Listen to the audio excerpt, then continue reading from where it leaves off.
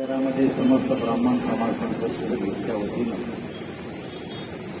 आज दीपक नवरे आणि त्यांचे सर्व सहकारी ब्राह्मण समाजाच्या काही मागण्या घेऊन या ठिकाणी उपोषणाला बसले.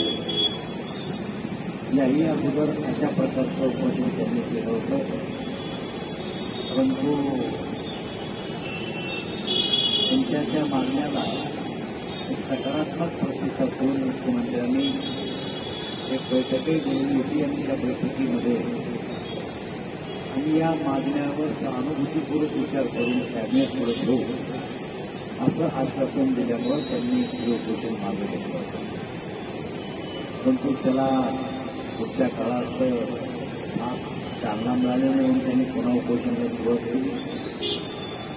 माझं मत असं आहे की समाजाने ज्या काही मागण्या केल्या त्या रास्त मागण्या, इतर समाजासाठी जे काही महामंडळ दिले आणि त्या महामंडळामध्ये आर्थिक तरतुदी करून समाजातील गरीब उठवून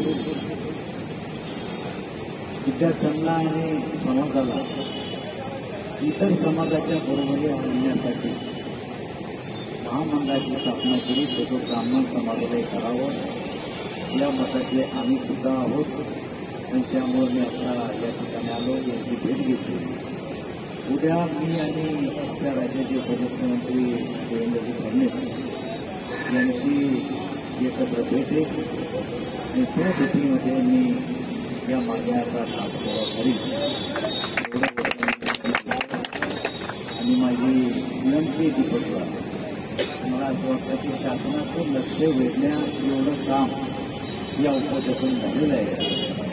जरूर शासन याकडे लक्ष देईल असा मला विश्वास आहे. काही उपोषण थोडा असून आपल्या कळू नये.